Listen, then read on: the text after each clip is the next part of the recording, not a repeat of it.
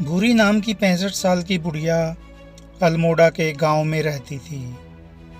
उसका सिर्फ एक ही बेटा था, शेर बहादुर, जो फौज में भर्ती हो गया था। गांव की आबादी बहुत ही कम थी। लोग ज़्यादातर गांव से रोजगार की तलाश में मैदानी इलाकों की ओर पलायन कर रहे थे।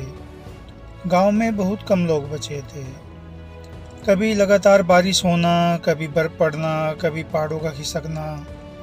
जंगली जानवर भी अक्सर गांव के किसी न किसी को उठा कर ले जाते थे। पहाड़ी जीवन बहुत मुश्किल था। भूरी बेटे को फौज में भेजकर बहुत खुश थी। बेटे ने कहा, माँ तू कैसे रहेगी यहाँ अकेली? मैं जैसे ही ट्रेनिंग पूरी करके आऊँगा तो तुझे भी अपने साथ ले जाऊँगा। माँ ने कहा, तू मेरी चिंता मत कर, बस रोजाना मुझे एक चिट्ठी भेजा कर। भूरी का मन वहीं पहाड़ की वादियों में रम गया था और वह बचे हुए साल वहीं पर गुजारना चाहती थी। शेर बहादुर रोजाना रात को एक चिट्ठी भूरी के नाम लिखता और रात में ही पोस्ट बॉक्स में डाल देता। रोशनलाल गांव का डाकिया था। रोशनलाल रोजाना छाता बगल में दबाए पैदल पहाड़ी पगडंडियों से कस्बे की तरफ गांव की चिट्ठियां लेने जाता था। छाता उसका सबसे बड़ा दोस्त था, जो हमेशा उसके साथ ही रहता। छाता उसकी जंगली जानवरों से भी रक्षा करता और बारिश से भी। गांव के हर बच्चे बूढ़े से उसकी संवेदना जुड़ी हुई थी। गांव के बुजुर्गों को अक्सर वही चिट्ठियां पढ़कर सुनाता था, इसलिए सबके सुख दुख से जुड़ा हुआ था। रोशनलाल को देखकर सब अपनी चिट्ठी के बारे में पूछते। रोशनलाल, हमारी कोई चिट्ठी आई क्या? भूरी की तो जान थी रोशनलाल में। रोजाना वही तो भूरी को चिट्ठी पढ़कर सुनाता था। जब रोशनलाल चिट्ठी पढ़कर सुनाता, भूरी को लगता जैसे साक्षात उसका शेर बहादुर बोल रहा है। गांव वाले बहुत परेशान हो गए। रोशनलाल अचानक गायब हो गया। वह कई दिन से लापता था। भूरी को तो जैसे उसकी लत लग गई थी। इतना जुड़ाव तो भूरी को अपने बेटे से भी नहीं था। भूरी अपने को असहाय महसूस कर रही थी।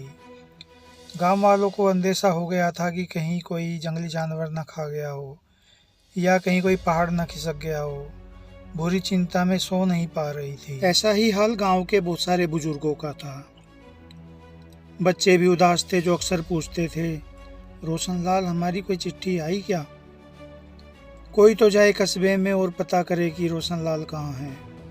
आखिर भूरी ने खुद ही तय किया कि वह कस्बे में जाएगी, जो लगभग 15 किलोमीटर दूर था और पहाड़ी दुर्गम रास्तों से होकर जाना था। भूरी ने वह दूरी 2 दिनों में तय की। हौसले ने उसका जंगली जानवरों का डर भी खत्म कर दिया था। भूरी किसी तरह कस्बे में पहुंची। भूरी लोगों से पूछ पूछ कर कस्बे के पोस्ट ऑफिस पहुंची। बाहर बैठे चपरासी से भूरी ने रोशनलाल के बारे में पूछा तो चपरासी ने अंदर कमरे की तरफ इशारा किया।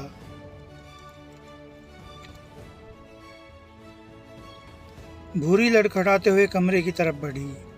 कमरे में घुसते ही भूरी का गला रुंध गया और आंखों से आंसुओं की धारा फूट पड़ी।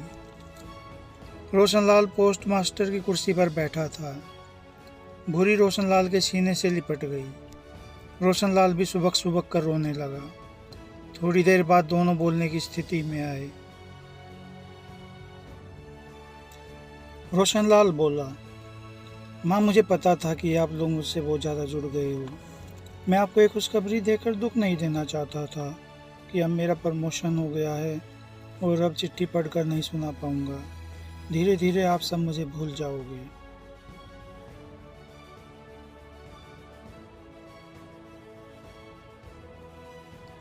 भूरी को सारी चिट्ठियाँ रोशनलाल ने पढ़ पढ़ कर सुनाई और भूरी की आंखों से आंसू छलकते रहे। भूरी रोशनलाल को देखकर खुश भी थी और दुखी भी। भूरी अपनी सारी चिट्ठियाँ लेकर वापस आई। अब दूसरा डाकिया गांव में आने लगा था, पर रोशनलाल की बात अलग थी।